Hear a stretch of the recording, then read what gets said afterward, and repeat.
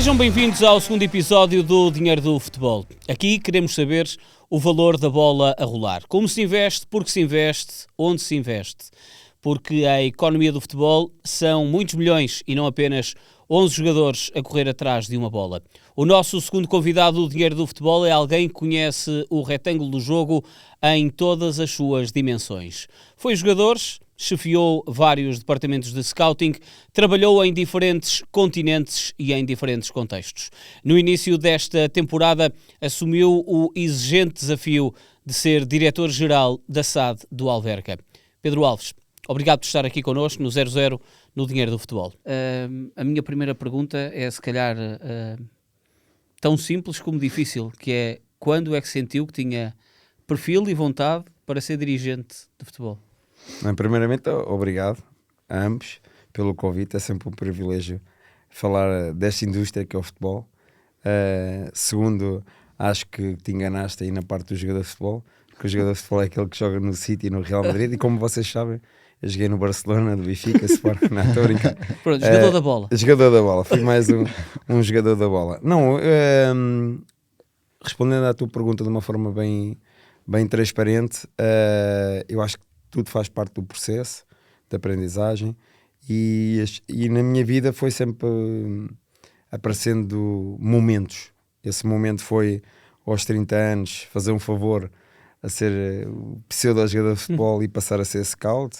De ser scout deu-me claramente uma visão do que é os meandros da bola, como a gíria se fala, muito, que é o de detectar talento, o que é o talento. Muito se fala em talento, mas depois ter a capacidade de decidir, ok? E isso levou-me a ter um networking, de conhecer muitas pessoas de diversos clubes, de diversos patamares, que me deu uma abrangente muito grande de perceber que eu tinha capacidade, com muito trabalho, com muito sacrifício, com muita capacidade de resiliência, para poder chegar a ser diretor desportivo. Agora, sem este caminho e também sem as oportunidades, é impossível, seja no futebol ou seja na área do jornalismo, né? Se nós não tivermos uma oportunidade que nos dê a oportunidade de poder desempenhar a função de diretor desportivo, eu nunca iria dar valor ao que é ser scout, e nunca iria dar valor ao que é que fui enquanto jogador de futebol. Hoje acabo por ser um diretor chamado diretor-geral, mas eu acabo por ser diretor desportivo, scout, e acabo por ter muito mais esta vertente que eu admiro muito, que é a observação e a captação. Escolher o jogador certo. Escolher o jogador certo, mas logicamente que eu não escolho nada sozinho, né? E acho que também, para resumir à tua pergunta, nada faz sozinho. Então eu acho que todo este processo de captação também não é só a parte do jogador de futebol, é a parte de quem trabalha connosco. Então eu valorizo muito quem trabalha comigo, valorizo muito, e até digo-vos de uma forma bem honesta, tenho gente a trabalhar comigo muito melhor ou mais competente que eu. Geralmente é assim que eu costumo dizer, porque é de coração, digo as coisas de uma forma honesta. Uma pergunta, estavas a falar agora da direção-geral. O que é que faz um diretor-geral num clube da dimensão do Alverca? Do Alverca. Bem, eu acho que a falar do Alverca, temos que falar um pouco da experiência que eu tive enquanto scout, chief scout, diretor desportivo, depois diretor desportivo num contexto do Olympiacos, e até abranger este grupo que tem o Alverca e o Atlético no Brasil. Então, hoje, ser um diretor desportivo, muitas pessoas lá em casa, muitas pessoas que são amigas e próximas, perguntam o que é ser diretor desportivo, ou diretor-geral, ou chief scout. E acho que hoje um bom diretor-geral tem que comandar certas leis do jogo, que é, primeiro, direito desportivo, que é as regras do jogo, né? Então, uma das minhas valências, porque trabalhei com pessoas altamente competentes, como o João Carvalho no Braga, como o Guilherme Moura no Estoril, como o José Miguel agora no Alverca, que são pessoas do direito do desporto, que se licenciaram, que se estudaram muito e que me passaram ferramentas que hoje, as leis do jogo, as ferramentas, não só as leis do jogo que eu estou a falar em termos contratuais, mas também estou a falar em termos dos números, que certamente mais à frente vamos falar, que é dominar estas três vertentes, que é o perceber o jogo, ou tentar perceber, porque isso é muito variável, cada um tem a sua opinião, e futebol toda a gente fala, mas depois das leis do jogo, da parte da lei do desporto e dos números, coincide com aquilo que é um diretor-geral, que comanda vários tipos de departamentos, onde elas entra o departamento de marketing, o departamento financeiro, o departamento de scout, o próprio departamento de futebol. Tudo isto está em carrego do diretor-geral, como é lógico. Esse trabalho é mais difícil num clube como o Alverca, Pedro? É a primeira vez que tu tens esta função de diretor-geral, não é? Claro. E, portanto, é se calhar também um trabalho novo. Mas olhando para as diferentes estruturas que já teve, é mais difícil num clube que, de repente, sobe 2 escalões em 2 anos, está na Primeira Liga ao fim de 20 anos e é um futebol completamente diferente, muito mais industrializado. Sem dúvida alguma, posso dizer que é, em termos profissionais, que é o desafio mais importante ou mais difícil que eu já tive em toda a minha vida, né? Porquê? Porque enquanto somos scout e acabamos de jogar futebol, acabamos de ir com um caderno para um jogo, fazer uma observação, escrever sobre o jogo e de seguir tomar a responsabilidade durante 5 anos no estúdio. E indica-se 5 nomes e alguém há de escolher um, e não alguém é? há de escolher e alguém há de dizer, realmente este que o Pedro viu até tinha algumas condições. Mas para chegar a este patamar teve que se passar por dificuldades. Ou seja, quando eu digo de trás para a frente que é importante, eu sempre vivi com números. Ou seja, eu no Sporting Clube Braga, embora tivesse sido scout, chief scout, no Braga, como acho que toda a gente sabe, não existe a figura de diretor desportivo, existe o nome, mas não existe a figura, porque é um modelo presidencialista, e o presidente António Salvador faz isso e muito bem, e é uma forma de trabalhar, se formos a ver ao dia de hoje, de 70% dos clubes da primeira divisão é um modelo presidencialismo, quer-se esconder essa particularidade. Mas eu dou factos, porque se vamos falar individualmente dos clubes de cima para baixo, isso é um modelo que está enraizado na nossa cultura, que eu acho que com as formações da Federação Portuguesa de Futebol, com as formações que a Liga dá para possíveis diretores desportivos, eu acho que isso vai crescer, mas eu acho que isso vai ter que ser implementado na Liga Profissional, porque a Liga Profissional Portuguesa é das poucas ligas em Portugal, que é um reparo que eu faço também para as pessoas, não é obrigatório ter um diretor desportivo para a legalização de uma equipa na primeira divisão, ok? Mas é preciso ter um Ola para comandar as claques. Claro. É um pouco um contrassenso. Então, mas o Alverca tem esse lado oposto. Não, o Alverca tem uma hierarquia bem definida, isso porque também teve um investidor com uma visão do futebol. E às vezes eu lidei com... O que não deixa de ser um paradigma, porque Pedro, o grande investidor é Vinícius Júnior, isso é público, do Alverca, em que joga futebol num clube completamente presidencialista. A questão é exatamente igual. E a visão dele ser uma visão mais, diria, horizontal e não vertical, não é? Mas voltando à pergunta, é o seguinte, se eu disser que o Vinícius Júnior não é o dono do Alverca ou o dono do Atlético, sim, é um sócio minoritário que simplesmente, como qualquer outro investidor, tem uma participação na holding, ok? Então isto, há um dono, aliás, há 2 donos que não têm nada a ver com o Vinícius Júnior, com o futebol. Sim. Estão ligados ao futebol, são ligados ao futebol e têm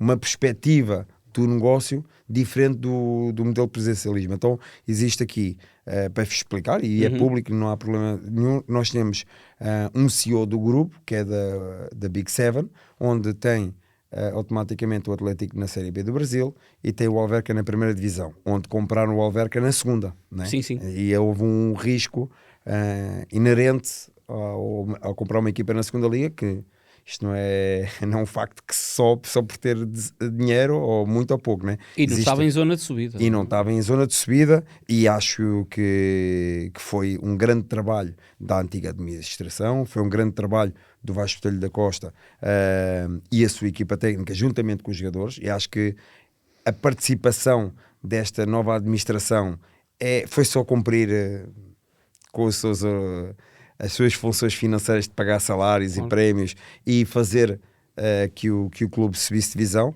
e depois há um passo seguinte que sim, que foi preparar o que era a primeira divisão ou até mesmo a segunda, porque como o Humberto disse, lá atrás não se sabia que ia ser segundo ou primeiro. Claro. Então, mas para não fugir muito à pergunta, eu acho que todo este caminho percorrido na minha vida profissional entre scout, diretor desportivo com 3 donos diferentes, 3 culturas diferentes, ou seja, eu tive um brasileiro no Estoril, tive um espanhol no Brasil e tive um americano. São 3 culturas completamente distintas, em que, por exemplo, o brasileiro era muito destinado ao futebol sul-americano, depois veio o espanhol muito destinado ao modelo europeu, e depois veio um americano que é completamente... Negócio.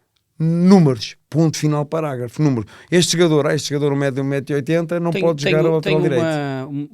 Uma dúvida, eu diria, com muitos anos, até de outras áreas, mas aproveito nesse contexto, Pedro, para tirar que eu defendo que nós na Europa sabemos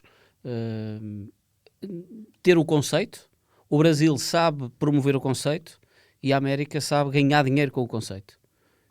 É um bocadinho assim também no lado do futebol, a trabalhar com um europeu como foi o espanhol, um brasileiro e depois um americano. Mas se me perguntarem a mim, destas 3 culturas que acabaste de me perguntar, a melhor é a portuguesa. Okay. Porque a portuguesa tem uma capacidade de adaptação. Claro. Desenrasque. É exatamente ao desenrasque. Porquê? Porque vamos falar do número específico que é público, tirando as principais 5 equipas em Portugal. Nós subimos divisão, qual é o orçamento? Né? Olha, essa era, essa era né? a pergunta, então a pergunta-chave. Vamos para lá, a pergunta-chave é: quanto é que é a receita fixa do Alverca? Fixa. Isso. 13.600 a televisão. Mas é o Alverca, é o Passos, estou a falar de equipas de Primeira Liga. De equipas da Primeira Liga, ou seja, então 13.600. 13.600 mais menos sponsor, mais apostas, mais mecanismo de solidariedade da UEFA, vamos variar isto e transformar um número de 5 milhões. Se a conta são 12, alguém tem que fechar com 7. E a 7 é do bolso esquerdo ou do bolso direito, do dono, né? Então, logo aí estamos a entrar. E ainda não há mais-valias. Não, exatamente, e não há mais-valias. E a pergunta que eu faço, né, para quem nos ouve e para quem nos vai ouvir, é: nós já entramos no nosso campeonato num contexto Alverca, Estoril, Gil Vicente, Aroca, Tondela, as equipas que participam na primeira divisão, tirando as principais 4 equipas, é um campeonato que teoricamente já entramos no campeonato com 8 derrotas, que é contra o Benfica, Sporting Porto, fora em casa, na teoria. Então a gente tem que lutar contra as restantes. Mas a juntar a isto, existe logo a partir de um déficit de 7 milhões. Como é que a gente vai tentar retificar esses 7 milhões? Só há 2 formas. Chama-se jogador de futebol. Só 2 formas de construir um clube: é condições de trabalho, de valorização, sim. Ou seja, se não tivermos condições de trabalho, o clube, a holding não é valorizada, se amanhã quiser vender, e depois é ter direitos económicos do jogador. Se não tivermos isto, fecha portas. Como outros tantos clubes, que em off aqui falámos, não vale a pena falarmos de clubes, que acabam por ter uma gestão acima da sua realidade. Mas, atenção, contudo, o Alverca vive acima da realidade. Vive com uma perspectiva de um dono que suporta um déficit de 7 milhões à partida, em que, dentro da minha responsabilidade, minha e juntamente a minha equipa, tentar retificar com vendas. É isso. Daí não ser tão extraordinário a necessidade de vendas, ou seja, é regular. Os clubes têm todos que vender, aliás, até os principais, para conseguir competir. É um mercado com uma natureza completamente diferente dos outros distribuídos pela Europa. Certo, ou seja, o futebol hoje acaba por ser um negócio. Sempre o foi, acho eu, né? Mas antes vivia-se um pouco no modelo presidencialismo, que era o senhor que tinha a fábrica. E o mecenato? Era muito mecenato. Pronto, ou seja, hoje tínhamos o clube dos sócios, antes tínhamos o clube do dono da fábrica X ou Y, que tinha muito dinheiro, mas que não tinha visibilidade pública, então que gostaria muito de injetar dinheiro. Houve muito ajudas de custo do nosso Estado português com as câmaras municipais. Sim. Na minha altura, eu só recebia quando as câmaras pagavam aos clubes, porque também joguei em grandes clubes, como eu já disse antes, não é? E então, com salários elevadíssimos, então só recebia quando as câmaras quando pagavam aos clubes. Lá, então, havia inclusive, de certeza, Pedro, o lanche do fim do jogo, que era a oferta de uma padaria local. aquele joy de laranja. Exatamente. Né? E então, ou a bifanezinha, que houve muitos que ainda jogaram pela bifanezinha. Então, neste contexto, do Oeste tinha sempre pera rocha. Exatamente. Então, neste contexto, eu acho que a inflação e o próprio mundo mudou. hoje em dia vivemos todos um pouco acima da realidade, começando isso na segunda liga até acabando a primeira, ou seja, e eu tenho essa particularidade e tenho esse termo de comparação, porque já fui diretor desportivo da segunda divisão e já fui diretor desportivo da primeira, e também já fui diretor desportivo, embora pouco tempo, de um clube gigante que é o Olympiacos, e que acaba por ter estes dois termos de comparação. E os problemas são exatamente os mesmos, por incrível que pareça, ou seja, com muito dinheiro e com pouco dinheiro, o problema vai sempre ser o mesmo. Vivemos sempre acima. Porque, ou seja, eu iria contratar jogadores olímpicos do valor X, que estava acima das possibilidades do próprio clube. Mas porquê? Porque queria jogadores do nível de Real Madrid para cima. Um exemplo, não existe para cima toda uma. E aqui se não houvesse esse problema, os direitos televisivos não tinham tanta luta como acontece agora, não é? Pronto, e eu acho que porque quem está habituado a gastar 50 não vai querer gastar 40. Berto, fazemos um exercício, nós três aqui, para que as pessoas percebam a lógica do negócio. O Humberto é diretor desportivo da segunda liga, o Zé é diretor da primeira divisão. O Zé já te sabe que tem 13.600 e tu tens 500. Mas tu, para subires divisão na segunda liga, com 1 milhão, vamos supor, tens 500 de televisão, apostas, mecanismo de solidariedade, mente sponsor, mesmo que faças já um clube extraordinário com bilhética, estamos a falar 1.6, 1.7. Não há nenhuma equipa que suba a divisão com o orçamento abaixo dos 5. Pois não. Logo, automaticamente há um déficit de 3. Então, isso multiplica-se para a primeira. Ou seja, nós hoje falamos com representantes de jogadores, e antes eu, há 5 anos atrás, ou há 6 anos, ou há 7 anos atrás, quando estava na segunda divisão, eu começava no máximo no valor net, para que as pessoas não sabem o valor bruto e o valor net, mas no valor líquido, no máximo pagava-se 7 a 10, no máximo. Isso é sem impostos, não é? Já com impostos pagos pelo clube. Mas estamos a falar num contratos de valor limpo, variável entre os 2.500 euros net e os 7.500, vá um ponta-lança, ou um central, ou um guarda-redes, que é aos 10 net. Então fazia-se ali uma balança entre 3 milhões e meio a 4 milhões e meio no máximo. Logo, com a receita de ser 1.6, vá 2, existe um déficit de 3. Onde é que se ia fazer? Vendas. Né? Hoje em dia, há clubes da segunda liga, porque têm donos, porque têm condições financeiras, que a conta hoje já fecha nos 15 e nos 20.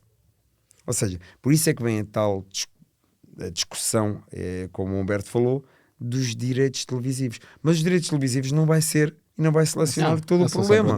Não vai ser a solução. Não para é uma tudo. galinha de Ou seja, a inflação no mercado não foi só no futebol, foi na nossa vida, na padaria, nos jantares, ou nas casas, está tudo muito mais caro. Então, automaticamente está mais caro, vais ter que pagar mais, vais ter que rentabilizar mais os teus ativos. Hoje em dia já se fala em vendas num clube como o Gil Vicente, que está de parabéns, vende um jogador por 20 milhões. Há coisa de 5 anos atrás, quando se fosse perguntar, bater à porta e, olha, tenho aqui uma proposta de 3 milhões ou de 5, o Gil Vicente ia lá correr e assaltar e entregar o jogador. Hoje em dia, este fenómeno da venda dos jogadores e o nosso mercado acaba por ser mais uma ponte, né, de transporte dos jogadores sul-americanos que chega aqui, que desenvolve. Nós temos a criatividade de detectar o talento e de apostar nele, porque às vezes não é só detectar, também é apostar. E dentro desta variante eu acho que nós somos... De facto é isso que caracteriza a capacidade do futebol português de conseguir valorizar e vender jogadores. Ou seja, o futebol português é diferente, consegue viver neste déficit permanente, mas conseguir ainda assim a cada final de ano os clubes vendem jogadores, conseguem vender e repor os seus orçamentos. Quais são as características especiais que nós temos? Bom scout, boa formação? Eu acho que a gente tem um termo de comparação, e agora até porque temos um clube no Brasil e até porque já fiz muito Sul-América e muita mais Europa ocidental, ali as Croácias, as Sérbias, as Bulgárias, os campeonatos um bocadinho periféricos. Eu tenho um termo de comparação, e porque fui scout, é que nós temos uma capacidade de trabalho fora de normal. Essa é a característica do português. Mas jogadores ou eu estou a dizer em termos, equipas em termos gerais, nós no futebol, ou nós na indústria do desporto, nós temos uma capacidade de resiliência e de trabalho que, por exemplo, eu vou-vos dar um exemplo que eu disse aqui em off ao Humberto ali enquanto estávamos a beber o café. A minha forma de trabalhar, onde eu estou mais sereno e onde eu tenho mais capacidade de pensar as coisas, é à noite. Porquê? Porque durante o dia o telefone não para, e quando não para, além dos agentes chatos como eles são, a própria estrutura que trabalha connosco, mas também temos família. Também eu sou o pai, tenho 2 filhas, tenho uma mulher que acaba por perguntar: olha, quando é que estás despachada? Podes ir buscar as minhas, podes não buscar. Então, nesta área do stress do nosso dia-a-dia, existe a parte da reflexão que é à noite. E eu tenho colegas de profissão, alemães, franceses, ingleses, que a partir das 5 da tarde podes mandar as mensagens que quiseres, que eles nem te respondem. Então, eu crucifico-me a mim, Zé ou Humberto mandarem-me uma mensagem às 11 da noite, e eu, se estiver acordado, eu respondo na hora.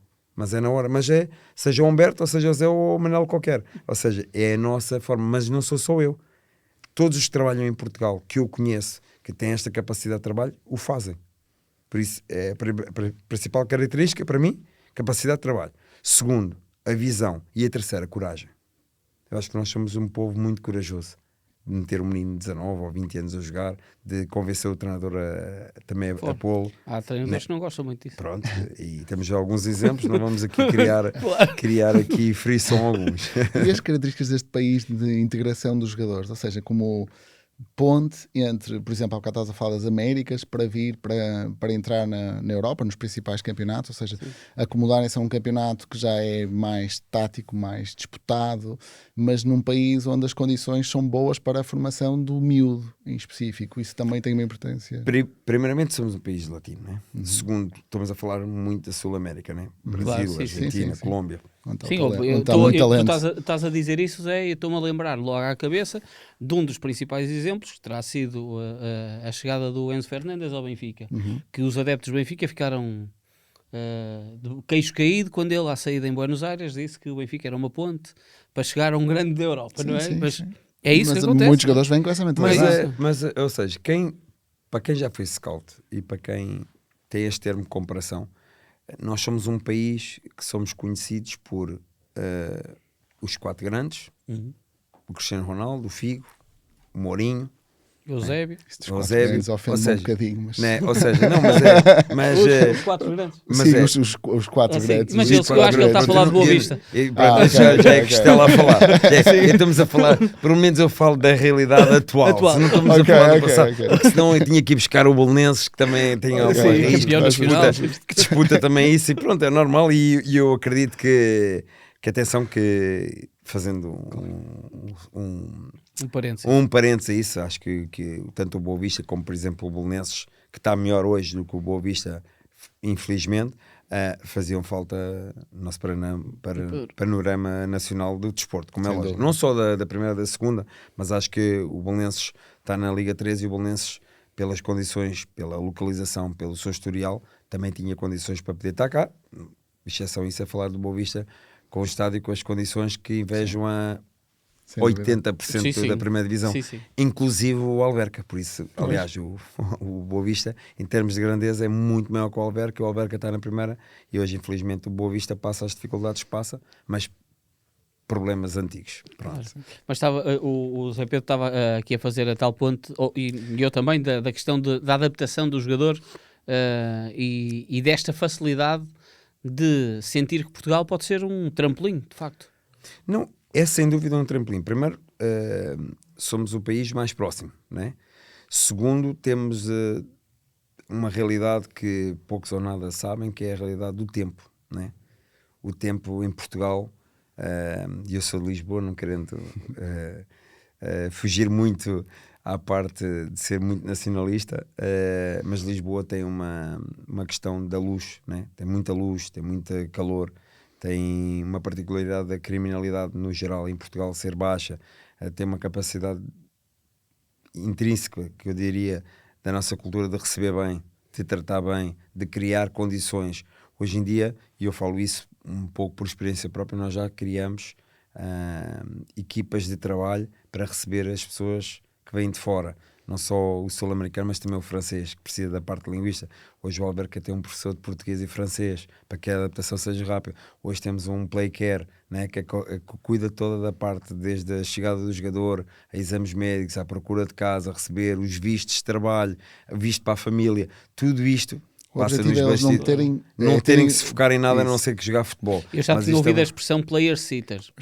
Concierge, é uma espécie de concierge.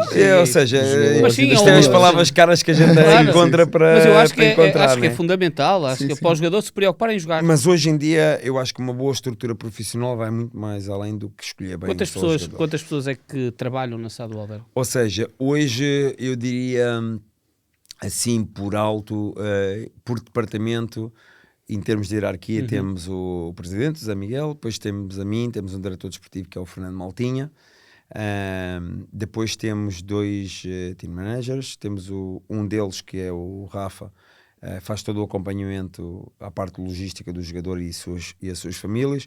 Depois temos um departamento de scout com o chief scout, que é o Dominico, mais 4 scouts a tempo inteiro.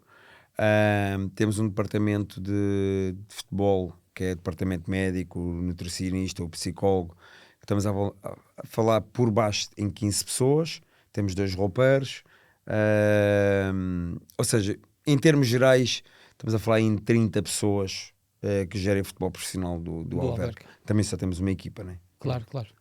Mas é um número já é um número que tiramos, no cômputo geral, tiramos 15% do orçamento para pagar às pessoas. O Pedro estava a fazer referência de um déficit de 7 milhões, portanto estamos a falar de um orçamento a rondar os 12 milhões do Alverca para esta temporada. Há uma meta para valorizar os jogadores e compensar já à cabeça este investimento para o próximo ano, ou seja, em vez de estarmos a falar de 7 milhões de vendas, podermos estar a falar de 10 para que, no fundo, possa haver um déficit ainda menor de ano para ano? Há essa meta, esse objetivo? Esse é o objetivo, ou seja, nós este ano encaramos 2 problemas. 2 problemas esses que acho que têm que ser falados, e acho que, honestamente, se tem valorizado muito pouco. Eu não estou a falar relativamente ao meu trabalho, que fique bem claro. Estou a falar em cômputo geral o Alverca. Ou seja, o Alverca, neste investidor, quando compra o clube, compra um clube que, ao subir divisão, tinha que jogar em Coimbra. Como joga um exemplo, não é crítica nenhuma que eu faço, né? Mas, aliás, até a meu favor eu digo isso, o Casa Pia joga 34 jogos fora. Sim. Né? Então, houve primeiramente uma característica que eu valorizo muito, que são as condições de trabalho. E as condições de trabalho nós estamos aqui no 00, estamos neste sofazinho confortável, estamos com os microfones, existem condições para que nós possamos fazer o nosso trabalho, uma entrevista como outra qualquer, mas estamos bem, num estúdio bem confortável, com as condições até máximas, até top, para se fazer uma entrevista. E isto vai também ao encontro do futebol. O futebol hoje em dia, se não tiver uma boa relva, um bom balneário, um bom departamento, condições de trabalho, tudo isto cai em saco roto. Então, o primeiro encargo que nós tivemos foi criar condições de trabalho, que não tinha zero. Há um antes e depois, acho que isso foi bem visível e bem notório. Onde houve uma visão do dono, quando comprou o clube, disse: o primeiro grande investimento que eu vou fazer não é na equipa, não é no chamado no jogador de futebol, é em si em criar condições para receber o jogador de futebol. E isso é uma visão muito boa. Então, mas estamos ali um déficit de 3 milhões e meio. Alguém teve que pôr 3 milhões e meio para podermos jogar na primeira divisão naquele estádio, para que os jogadores possam equipar naquele estádio, que possam recuperar naquele estádio, que se possam sentir em casa, porque eles passam mais tempo naquele estádio do que a sua própria casa. Então, logo e ali que o estádio seja bonito, seja, logo ali, quando é contratado um jogador, ele se calhar vai ver. E isso tem muito impacto, ou seja, porque nós até em termos ali em off estamos a falar que é quantas horas nós temos que perder da nossa vida para contratar um jogador. As pessoas não fazem ideia de quantas horas a gente tem que falar com o tio, com o primo, com o gato, a tentar convencer que o jogador venha para o Alverca e não vá para o Tondela. Porque nós somos de Lisboa e Tondela fica mais dentro, ou porque é que vai para o Estrela Amadora e não vai para o... Ou seja, tudo isto é o gato e o rato, né? Cada um joga com as suas ferramentas. E a nossa ferramenta foi a visualização do antes e depois. Claro. Né? E depois a localização, e depois qual é o projeto, né? E o projeto, eu posso dizer, o projeto é o seguinte: vamos criar um projeto onde vai haver um risco de 50%, e isso foi assumido com o dono, que podíamos subir e descer, e ele se responsabilizava do montante. Mas o que tivemos que criar foi uma equipa nova. Mas não foi uma equipa nova porque eu acordei à noite ou acordei de manhã e disse: hoje vou fazer uma equipa nova. Não, porque não havia. dos jogadores, porque para quem não sabe, a SAD do Alverca era detendida pelos mesmos familiares dos donos do Santa Clara, a família Bruno Vincentini. O Dr. Ricardo era o dono do Alverca, o Bruno Vincentini era o dono do Santa Clara. Acaba por ser pai e filho. Logo, automaticamente, tinha aqui um conflito de interesses que não podiam ser dono de dois clubes que já são na primeira divisão. Acabaram por vender o Alverca e seguir a sua vida no Santa Clara. Mas, automaticamente, ele antes de vender, nós tínhamos contratualizados 16 jogadores do Santa Clara da época passada ao Alverca. Então, automaticamente, quando vende, isto é a mesma coisa que a gente vende uma casa com mobília. Com ou sem mobília. Se você vender sem mobília, leva tudo. Claro. Se for com mobília, fica lá tudo. Ou seja, neste caso foi sem mobília. Então, os jogadores, fossem bons, maus, não interessa, foram para o Santa Clara. E acabou-se de ficar com uma casa completamente despida. Claro. Ou seja, quando tínhamos que comprar o sofá, tínhamos que comprar, neste caso, o sofá e a cómoda é o jogador de futebol. Então acabamos por fazer isto. Acabamos de ter que construir em 3 meses condições de trabalho e construir uma equipa de futebol. Nesse período, desculpa, só que uma pergunta curiosa sobre isto, que é, não se lê jornais nessa altura, em que o Alverca vai contratar 30 jogadores, vai descer a divisão, não há equipa, uma equipa, tipo, eu estou a imaginar que quase toda a gente a fazer um perfil de uma nova temporada, o Alverca não, com tanta gente, treinador novo, vão descer. Não se olha, não se pode ler, não é? Honestamente, e sendo muito claro, e logicamente que em tom de brincadeira, sim, nós claramente éramos a equipa, ou logicamente que é mais fácil fazer o Totobola à segunda-feira, claro, né? Que a gente já sabe os resultados, mas na grande maioria, ao dia 8 ou ao dia 10, quando começou o campeonato, havia uma equipa que tinha descido divisão, chamava-se Alverca Clube SAD, ponto final, parágrafo. E isso é notório, porque se eu também estivesse do outro lado, também diria, estes gajos estão malucos. Eu falo por nós, até cada vez eu apresento o Mercado Flash todos os dias e...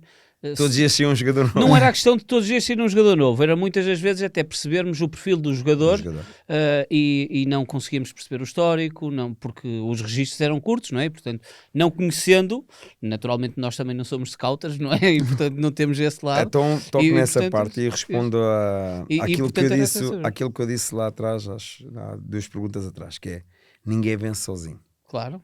Ok? E então, quando eu entro em março, logicamente que eu entro em março pensando o que é que iria se passar em agosto, né? Há 5 meses de trabalho.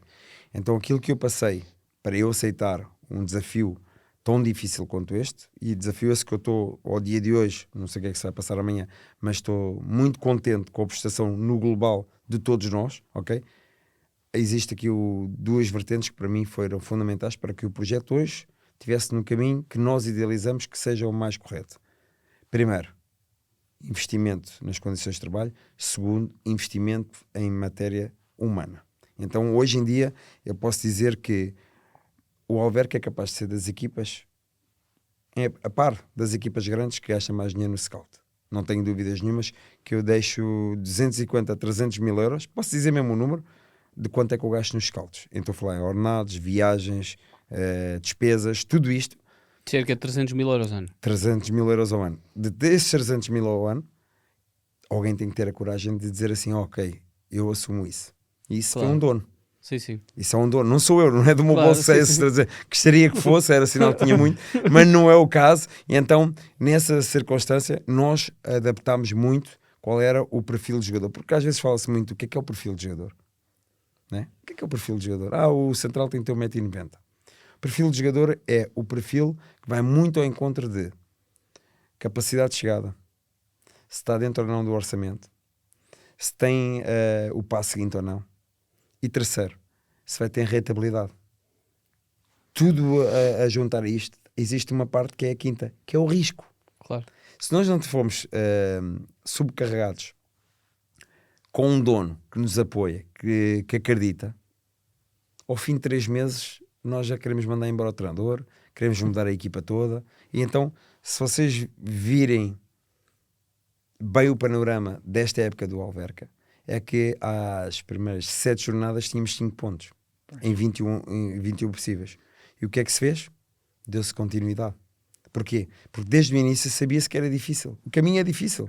Ainda hoje é difícil com 23 pontos. É difícil. Até atingir o principal objetivo. Se o objetivo for primeira divisão, ficarmos acima da linha do playoff, não formos ao playoff e ficarmos na primeira divisão, está lá um certinho. Objetivo concluído. Principal, ficar na primeira divisão. E depois lá a seguir vem a tua pergunta. Ok, mas tu tens um déficit de 7, que até pode ser 8 ou 9 devido aos prémios que a gente paga, exatamente. Né? Mediante um modelo que nós temos dentro de uma organização que é, agora estamos aflitos, vamos pagar um bocadinho mais, né? Claro. Então nós pagamos um pouco antes mais, para cá à frente não saia 3 vezes mais. Sim. Mas isso também tem a ver com a experiência de cada um, e eu já vivi ela. Claro. É engraçado falares do scouting, porque o scouting parece ser um bocado a tua marca d'água dos projetos, ou seja, os teus projetos estão muito assentes no scouting, a importância que tu lhes dás e aquilo que quem te contrata confia que esse é no fundo, a identidade dos teus projetos e dá o tempo para isso resultar. O scouting mudou muito ao longo dos últimos anos, não é? É sempre um tema interessante de discutir. O que é que tu vês que mudou desde o tempo em que tu eras Chief Scout do Braga até agora na forma como se faz os relatórios dos olheiros? E até que ponto que hoje existe, havendo muito mais informação de análise sobre os jogadores, até que ponto é que, para além de toda essa informação, o critério intuitivo de quem analisa um jogador e determina se tem um feeling naquele jogador ou não, isso cada vez conta, ainda conta, já não conta com a informação toda? Como é que... Eu vou falar mesmo de coração agora. É uma parte que é sensível para quem nos ouve, porque pensam, isto de ser scout é para qualquer um, porque nós vamos ao dentista e quando vamos tratar de uma cárie, né, o doutor diz, olha, vou-te dar uma injeção. Eu não digo, olha, mas porquê estás a dar a injeção? Mas ele é capaz de dizer, olha, o Alverca não joga nada. E aquele lateral, né? Toda a gente fala de futebol, mas nós não falamos das outras profissões. Então, da parte da particularidade eu aprendi uma coisa na vida, e isso devo muito aos clubes onde passei e que as pessoas com que trabalhei. Todos nós devemos trabalhar em função de uma coisa, que é o clube que nos paga. E então eu aprendi, primeiramente, a trabalhar para o clube e não para trabalhar em função da A ou B, não é?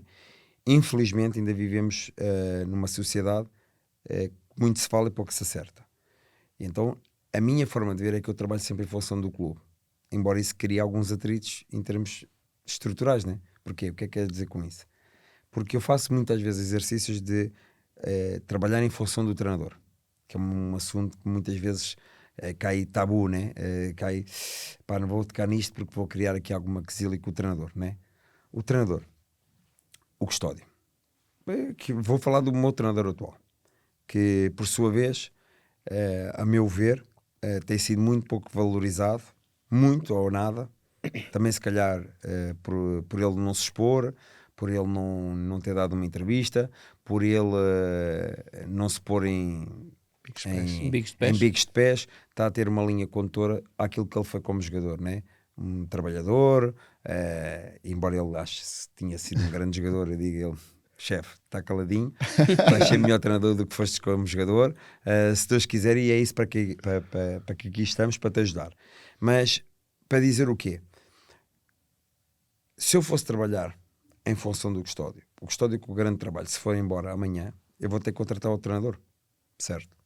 E o outro treinador vai-me dizer que não escolheu nenhum jogador. Então, para não haver essa particularidade, é a estrutura que escolhe os jogadores, em circunstância e com o conhecimento do treinador, com um determinado perfil para o modelo do treinador. Então, primeiramente é trabalhar em função do clube e não em função, vou falar do Custódio, logicamente, por ser meu treinador, claro, por ter à vontade de o falar. Mas se fosse outro tipo de treinador, eu teria exatamente o mesmo pensamento, ok? Então, Pedro, mas ainda, fazendo só aqui um parênteses de pergunta, é aquela ideia de que diz-me o perfil e eu dou-te o nome. Exatamente. Até porque vamos fazer exercício para que as pessoas pensam, para que as pessoas entendam. Não há tipo aquela ideia de eu quero um lateral ao estilo Dani Alves, por exemplo. Não é? Às vezes pode haver um comparativo com um nome, não é? Por exemplo. Mas... Vamos fazer um exercício como eu já fiz aqui atrás, e eu sou um dos proletores de diretores esportivos e de scout da Federação Portuguesa de Futebol. E se a gente for ver, as pessoas que vão lá tirar os cursos são pessoas que amam o futebol, que querem estar no futebol, Umas porque têm muito dinheiro e não têm imagem, outras porque realmente têm uma vocação que é o futebol e querem muito aprender, e há outras que vão lá só para entender o jogo, sim. o jogo, ok? E está tudo bem, está tudo certo e aceitamos. Mas uma das coisas que eu falo é fazer exercícios e termos de comparação. Eu sou diretor desportivo, tu és scout e ele é o treinador. E fazemos um microciclo. Fazemos um microciclo do diretor desportivo, do scout e do treinador. O treinador, hoje em dia, e para dar começámos no treinador que é o Zé, por acaso tem perfil disso, tem perfil, veste bem, fala bem, conhece bem o jogo, escolhe mal os jogadores, mas pronto, mas ou seja, se eu for perguntar aqui ao Zé qual é o seu dia-a-dia, eu, sem saber a vida dele, eu sei mais ou menos como é que é a vida do Zé. O Zé acorda de manhã, vai levar os filhos à escola, vai para o treino, toma o pequeno almoço, dá o treino, acaba o treino, almoça, vai ver o treino, prepara o treino, vai para casa porque tem mulher e filhos. No sábado, porque joga ao domingo, vai para estágio. Automaticamente para o estágio ele foca-se no jogo que vai jogar, por exemplo, contra o Aroca, certo? Segunda-feira folga, terça-feira vê o jogo anterior, prepara o jogo seguinte. Isto é a vida do treinador. É o Zé, que logicamente não é o treinador. Temos aqui a personificar. É o treinador do Lavrense, mas é, na grande maioria, uma pessoa altamente qualificada que é o treinador, é esta a vida. A vida do diretor desportivo é acordar, ter exatamente a mesma rotina que o Zé teve, tomar um pequeno almoço e ver o treino, falar com o jogador, falar com o treinador, falar com a gente, à tarde ver o jogo que o scout mandou. Isto é a vida do diretor desportivo. A vida do scout é acorda, toma exatamente o mesmo pequeno almoço e vê um jogo de manhã, vê um jogo à tarde e vê um jogo à noite. Então o scout viagem, o scout vai ver as reações do aquecimento, das bolas paradas, a forma como ele sai, até toda esta percepção que nós vemos, o scout está muito mais preparado que o treinador e que o diretor desportivo para decidir. É o pormenor. Isto para responder à pergunta do Zé, hoje a minha vida baseia-se pelo aquilo que eu aprendi. Não quer dizer que esteja certo, mas é aquilo que eu acredito. Então aquilo que eu acredito é, quando não temos as ferramentas que os clubes grandes têm de chegar em primeiro, temos que chegar primeiro com uma boa captação dentro da nossa realidade. É por isso que eu me foco muito na captação e na escolha do jogador. Há bocado estavas a falar sobre a construção de um plantel novo e sobre de repente, e muitas vezes há aquele mito de que um plantel novo, que não é um mito, certamente tem parte de realidade, mas da dificuldade de integração de uma equipa em pouquíssimo tempo e, portanto, articular os jogadores todos de forma a produzir resultados. O Alverca tem sido uma experiência diferente. E uma vez tive uma conversa contigo a propósito especificamente até de um caso que até coincidiu com isto agora no Alverca muito tempo depois, sobre a orçamentação de uma equipa. Tu explicaste-me um bocadinho como é que se fazia um orçamento de uma equipa, ou de forma muito simples, para um leigo como eu, como é que se orçamentava uma equipa, como é que pensava. Estás a ser modesto, não é? Estou a ser verdadeiro. Consegues voltar a recuperar esse exercício? Ou seja, quando tu pensas numa equipa, por exemplo, no Alverca, quando tiveste o desafio de montar um plantel todo novo, como é que em 2 ou 3 linhas, como é que tu pensaste montar a equipa? Não, ou seja, foi um novo desafio, foi uma nova realidade, mas eu agarrei-me um pouco à experiência do passado. Ou seja, tirando o Olympiacos, diferente, que é um modelo completamente diferente, onde por vezes também gasta-se mais do que aquilo que se tem, pois não se paga. No modelo, especialmente Braga, ou no modelo Estoril, no fundo tenho mais conhecimento no cômputo geral. O Estoril sempre foi uma realidade de sobrevivência, foi sempre sobreviver com vendas. Ou seja, então aquilo que se tentou criar aqui foi, se nós olharmos para os últimos 3 anos, isso é um termo de comparação que acho que a gente deve fazê-lo, das equipas que desceram, a média de idades foi sempre 27 para cima. Estou a ser 27, estou a ser simpático. Então, se é para descer divisão e ter déficit, vamos arriscar em tentar ficar na primeira divisão e ter a receita extraordinária e única, que é valorizar os jogadores. Então, logo ali, assumiu-se um compromisso de ter um teto salarial de X, onde tivesse entre deslocação, prémios, impostos, multas.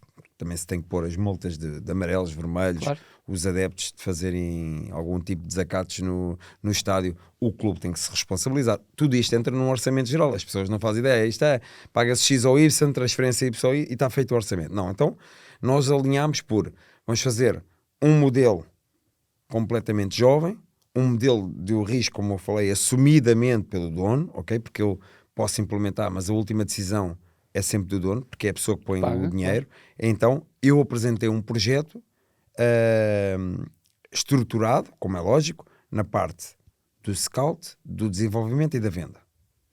Ok? Então, estes 3 caminhos têm um custo adicional àquilo que eu falei lá atrás, que era as condições de trabalho. Então, condições de trabalho, o scout, a contratação e o desenvolvimento.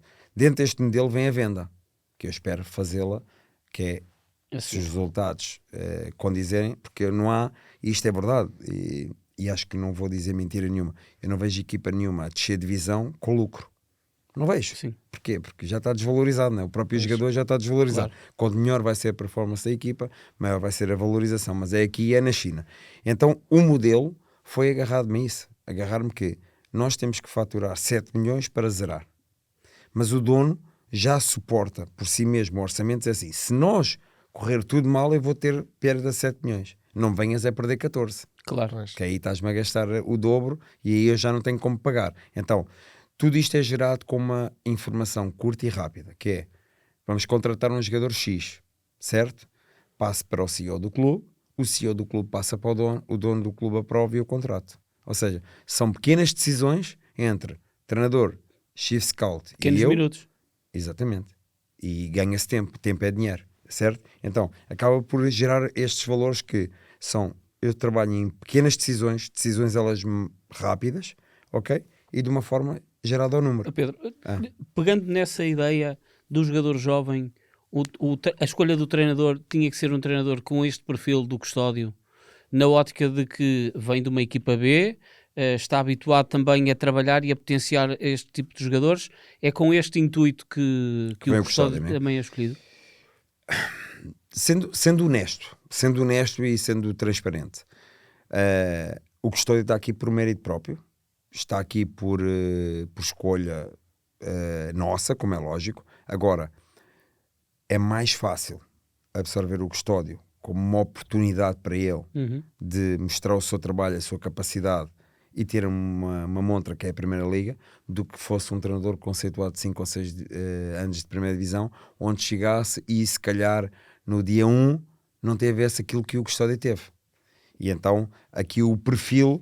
É a oportunidade para todos, para os jogadores e para o treinador. E para o treinador, ou seja, isso também foi encaixado. Agora, também de ressalvar o porquê dele ter sido contratado, né? Ou seja, existe também um trabalho nosso, da forma como jogava, da forma como liderava, porque o Custódio tem uma particularidade, e isso... dou-lhe o valor, não posso lhe puxar o saco, senão amanhã entra em Braga de bicos de pés, né, Zé? Mas ele tem uma capacidade que é a capacidade de liderança. Ele é um líder por natureza. Então, desta parte de juventude, se eu sabia que íamos contratar à partida muitos jogadores jovens, nós tínhamos que ir ao encontro, não íamos buscar um treinador que gostasse de jogadores mais prontos ou mais maduros. Então, tinha que ser uma pessoa que já passasse por estas etapas, e aquilo que mais... E ele no Braga tinha muito isso. Não, e no Braga tinha que viver com descidas e subidas de jogadores para a primeira equipa. Certo. Do sub-23 para a equipa B. Exatamente. Da equipa B para o sub-23. Ou seja, esta mescla de ter que trabalhar com 11 jogadores como ele trabalhou no Braga, e às vezes 15, e às vezes 25, e às vezes 10, deu-lhe a capacidade de resiliência e a capacidade de perceber que ao dia 1 até ao dia 1 de junho, até ao dia 8 de agosto, que ele não ia ter o plantel fechado. Claro. E isso sempre foi, porque aquilo que sempre lhe foi transmitido, especialmente por mim, foi que, infelizmente, num clube como o Alverca, como o Estoril, como o Casa Pia, as melhores oportunidades vêm no final. E foi o que acabou por acontecer. No final veio o Lincoln, no final veio o Chiquinho, ou seja, jogadores mais prontos e com uma visibilidade diferente para aquilo que estávamos a contratar, que eram jogadores desconhecidos. Para o senso comum, mas para nós não, porque tínhamos feito um trabalho de 6 meses de captação. Pronto, então, no fundo, ele também só acreditou em nós como nós acreditámos nele. Mas, realmente, se fosse para lutar para outro tipo de objetivo, se calhar tínhamos ido buscar um treinador mais maduro, sim, mais pronto, e tínhamos ido buscar outro tipo de jogador. Mas se calhar também era outras dores de cabeça. Era outros dores de cabeça, como é lógico, como é lógico. Estávamos a falar há bocado sobre o prejuízo recorrente das equipas à partida quando iniciam um campeonato, e com a ambição que o projeto Alverca tem, que sabe ter e que está a ter o sucesso que até agora, e espera-se que tenha até ao final da temporada, como é que se consegue construir ambição numa equipa média em Portugal? Ou seja, com esse déficit à partida de 5 a 7 milhões por ano, que até pode ser superior, como é que uma equipa consegue consolidar-se e conseguir projetar, crescer dentro da hierarquia do futebol português, portanto aproximar-se ao top 4, ao top 5, ao top 6, cada vez mais, tendo em conta que as receitas recorrentes ou operacionais serão sempre constantes, poderão subir agora com a centralização dos direitos televisivos e algumas mais comerciais, mas nada de impactante, obviamente. Mas como é que uma equipa consegue consolidar-se, consegue fazer um projeto de crescimento sustentado, a não ser com base nisto, com cada vez mais scout, mais venda, investimento em estrutura, infraestrutura? Eu posso dar os próximos passos, o que está na nossa cabeça, não é na minha, na cabeça, sim. Ou seja, porque mais uma vez e eu ainda há bocado, às vezes até pode ser um egocentrismo falante, né? Mas não é nesse sentido que eu quero direcionar. Da mesma forma que eu trabalho para o clube, todos os funcionários trabalham para ele. Então aquilo que eu quero dizer é, eu deixo o meu trabalho, se amanhã eu for para outro clube, as pessoas que chegarem vão ter aqui qual é que foi o trabalho do Pedro. Nós temos uma base de dados, ok? Que isso era importante ser falado, uma base de dados, para que amanhã o Zé assuma a minha função, saber o que é que eu fiz ao longo destes 12 meses. Então o nosso próximo passo para sustentar o clube não vai muito além de não só escolher bom ou mau jogador, como é lógico, vai abaixo de criar condições de trabalho. Ou seja, hoje o Alverca não tem nenhum campo para treinar. Hoje o Alverca tem um terreno dado pelo clube, ok? Onde vai ser aprovado para a IPDJ e automaticamente vai ter um campo para treinar. Eu acho que se o Alverca quiser sustentabilizar-se nos próximos 5 anos, tem que criar melhores condições de trabalho para os seus profissionais. Treino. Um centro de estágio. Fundamental hoje em dia ter uma boa relva, que não é o caso do Alverca hoje em dia, porque não teve tempo de mudar a relva, porque mudou o estádio todo, e se mudasse a relva tinha que ir já em Coimbra. Então eu prefiro mudar tudo e para o ano mudar obrigatoriamente a relva, porque vamos o fazer, já está orçamentado. Preciso para um estádio maior para fazer um concerto, e depois o preço do concerto está Pronto, para... Isso já estás a ideias, já estás a contar segredos, tu sabes o que eu não sei. Não sei, mas é modus operandi de muitos estádios, não é? E muito bem feito. E muito bem, mas respondendo à pergunta do Zé, aquilo que vai ser a sustentabilidade vai ser fazer o crescimento do clube. Só há 2 formas de crescer o clube: jogadores de futebol e condições de trabalho. Então, primeiramente, também, eu acredito mais nas condições de trabalho, porque a seguir vai gerar bons jogadores de futebol. Então, o próximo passo é ter 2 campos para treinar, para a equipa profissional de futebol, o estádio ser só para jogo, melhorar o estádio, as bancadas para receber as pessoas, porque aquilo acaba por ser um espetáculo, claro, e a partir daí a sustentabilidade vem com o quê? Com bom futebol, com bons resultados esportivos, com uma boa captação e que a venda. O clube não vai sobreviver a isto tudo com venda. Ou seja, se eu vender amanhã o A, o B ou o C, né, já ia dizer nomes, mas para é melhor não dizer. O primeiro passo que vamos dar é condições de trabalho, claro. Investimento em condições de trabalho. Estamos na parte final do nosso programa, Pedro, mas há aqui uma pergunta que naturalmente quem segue o futebol exige quase que a gente a faça, até para clarificá-la. O Alverca teve um FIFA ban há bem pouco tempo. Exatamente. Depois de tantas contratações, o que é que foi esta situação? Às vezes a má informação, ou seja, num caminho quando se compra um clube, existe uma certa forma uma passagem de testemunho que às vezes falha, E então nós tínhamos uma parte jurídica com a parte do clube, onde recebiam toda a informação da FIFA, UEFA, em que na circunstância da dívida ao Atlético Mineiro, acontece que não foi passado a informação a tempo real. Então até acaba por ser um pouco estranho, né?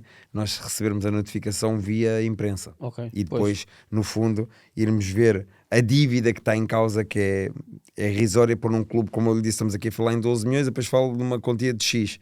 É de começar a rir, né? Mas acaba por, no fundo, passar uma imagem negativa para o clube e passado, né? Certo, e isso por um erro de informação. Eu acho que isso foi... esse às vezes é o grande problema, não é, Pedro, destes de clubes como o Alverca, que acabam por ter um investidor externo e que infelizmente muitas das vezes passa para... de grosso modo, eu diria que as pessoas estão estereotipadas de que se há um investidor numa SAD, ou é lavagem de dinheiro, ou vai sair, ou o dinheiro não vai entrar, essas coisas todas. E por isso eu fiz esta pergunta, porque eu acho que é importante as pessoas perceberem que... Não, eu respondi com a verdade e com a honestidade e bem rápido. Ou seja, tanto hoje que vamos inscrever um jogador em 72 horas, já na segunda-feira já está um jogador inscrito. Não podemos saber o nome, que senão o 00 vai publicar. E eu já perdi um jogador aqui há pouco tempo por uma informação dessa. Por isso, que não foi do 00. Não, espero que não tenha sido 00 a dar. Mas eu acho que foi, estamos cá para levar nas orelhas. Nada contra os jornalistas. Sim, só tinha mais uma. Estávamos a falar também um bocadinho sobre multiclubes e sobre a entrada dos acionistas, dos investidores no capital das SADs. Ainda existem algumas SADs que resistem no controle dos clubes, portanto que ainda não foram adquiridos por investidores estrangeiros ou nacionais, mas por investidores. Tu consegues imaginar, achas que isso vai ser possível manter durante muito tempo, estes clubes, ou achas que a determinada altura até os clubes, os grandes e aqueles que resistem, vão deixar de resistir e vai chegar um momento em que já é tão competitivo, já são tantos grupos, multiclubes, já com grande poder económico a intervir em vários clubes, que eles vão ser forçados a... Nós somos multiclubes. Eu sei, sim, esse é um dos fatores interessantes que ainda não discutimos aprofundadamente, mas... Tenho a relação com o Atlético, não é? Que também, por acaso, também tinha curiosidade em perceber como é que vocês se articulam. Ou seja, é exatamente o mesmo modelo. O mesmo modelo é, se calhar, de ter um clube hoje que capta no Brasil a um determinado custo operacional que ainda hoje é possível, porque, para quem não sabe, o Lucas Paquetá até aí para o Flamengo por 40 milhões numa transferência entre Europa e Brasil. Antes era completamente ao contrário. Por isso nós hoje... Mas Pedro, o Flamengo está num sentido um bocado inverso. Mas pronto, mas é que o Brasil não é só o Flamengo, é o Brasil porque está a transformar então no modelo que o Zé está-me a perguntar. O Cassierra foi para o Atlético Mineiro por 8 milhões. Por 8 milhões. Então hoje em dia já existe aqui, as SADs, lá as SAFs. Então as SAFs hoje são exatamente a mesma palavra da SAD em Portugal. Então já são detentores de investidores. Ou seja, hoje o City tem o Bahia. Sim. Né? E mais clubes internacionais de multiclube como o Newcastle está a tentar comprar o Vasta Gama, está a tentar comprar o São Paulo, ou seja, o próprio Marinacas, que é o Rio Ave, o Olympiacos e o Nottingham está a tentar comprar um clube no Brasil. Ou seja, porquê? Porque o custo operacional no Brasil, já um jogador mediano fraco, para não dizer fraco é uma palavra feia, o jogador normal já não vem para Portugal. No espaço de 2 anos, e isso eu estava a comentar com um amigo meu que é agente à hora do almoço, e eu estava-lhe a dizer que nos próximos 3, 4 anos vai ser impossível trazer um bom jogador do Brasil para cá, a não ser para os 3 grandes. E mesmo nos 3 grandes, a ganhar um determinado valor no Brasil, se calhar já não compensa vir para Portugal, a não ser pela ambição desportiva. Então, nós temos que caminhar com o multiclub, vai trazer coisas boas, mas também vai trazer coisas más, que é a inflação. Claro. Então, esta particularidade de nós comprarmos um clube no Brasil e queremos comprar um clube na Europa, na Inglaterra, tem a ver com isso, que é Brasil, Portugal, Inglaterra.